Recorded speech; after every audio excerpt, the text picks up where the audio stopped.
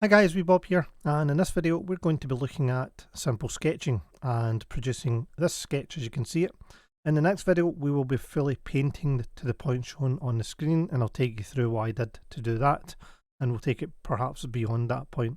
There are some great tools in Rebelle that we have available to use, starting with image reference guides. In the top right you can see my reference, and these red lines are used as guides to help us with proportions of our pose or our face. As you can see, I'm just using the guides to keep me on track, to give me something to measure against, and this is very important if we're trying to draw somebody famous, somebody we know. Now, reference guides, I'm going to show you how to bring them up and put them on in a wee minute, but we just need to be careful we don't draw like children, where we've got a nose that just looks like a big nose. We're trying to concentrate on the darker areas of the face. The reference image guides windows, reference images, that'll bring up this pop-up menu. We can drag and drop our image, and then we can start placing image guides or reference guides onto that image, and they will appear on the screen to the right.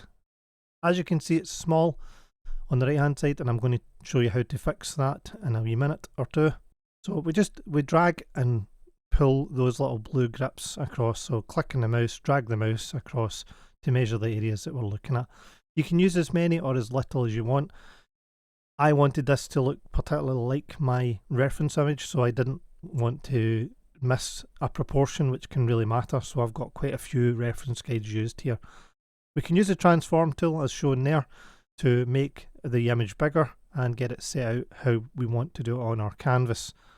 Obviously I've got an existing image on the back here, which doesn't help, but normally this would just be a blank canvas. To delete the images or the reference guides, we just hover over them and hit the delete key, and we can modify them by using the blue grips. So just continuing to draw and continue to sketch, and as I've said there, if you want to see the next video, consider subscribing, like the video, that would be much appreciated. There's loads of videos on the channel that you can watch along to. So again, just sketching in the really dark parts, concentrating on the darker parts of the image, and then getting towards doing the hair. So just as a quick reminder, Rebelle 8 is due to come out later this month. Again, I'll just jump back to sketching here. So when we're doing hair, we just sketch in the big shapes. So you can see certain big shapes in the hair, just sketch them in first, and then we can add in detail later.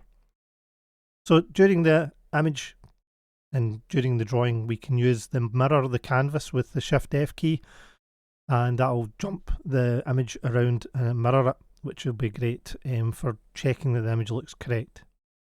So at this point I've added a new layer in for shading, and as you can see, this is just so I don't ruin my initial sketch, which I was quite happy with, so I wanted to keep it.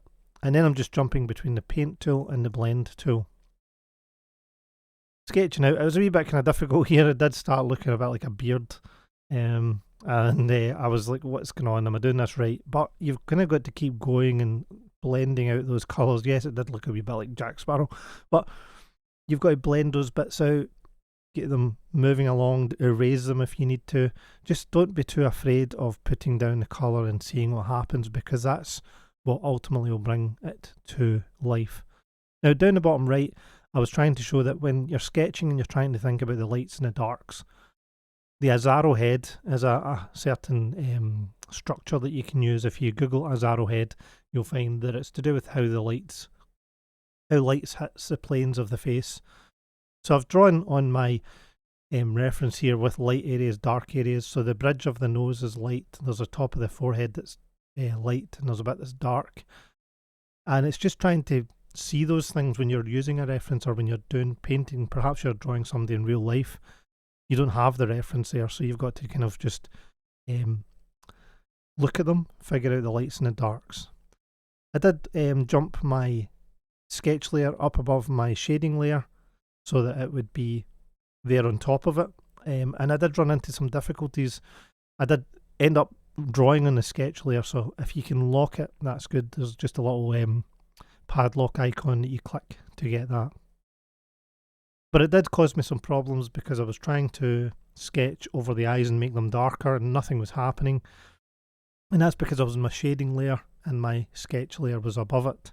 So the sketch layer takes priority, and this caused me some problems, and then I realised and I added a multiply layer, which you'll see a bit later on in this process.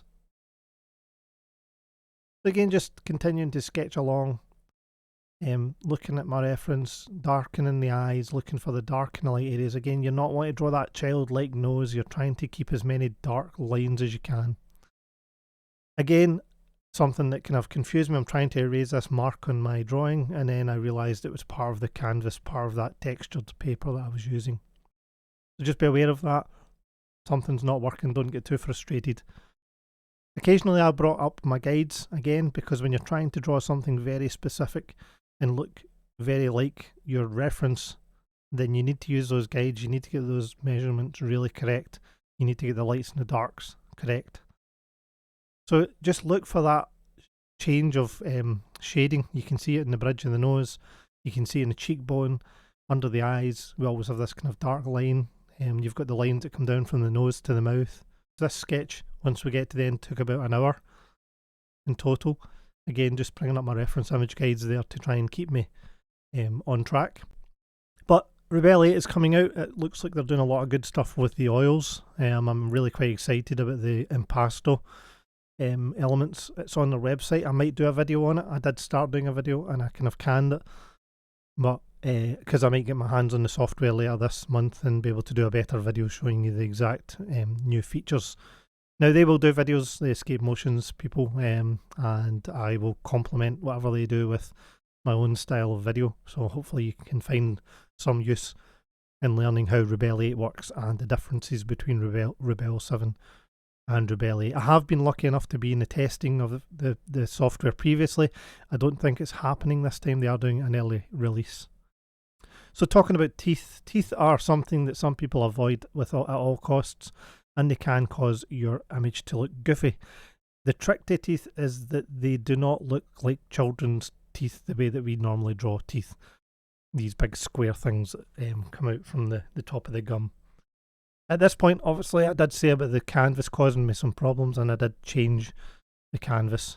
I changed to the multiply layer, as indicated there as well, which helped bring out all those dark parts and be able to get other parts darker than what I had intended. So that was quite a quick rush through.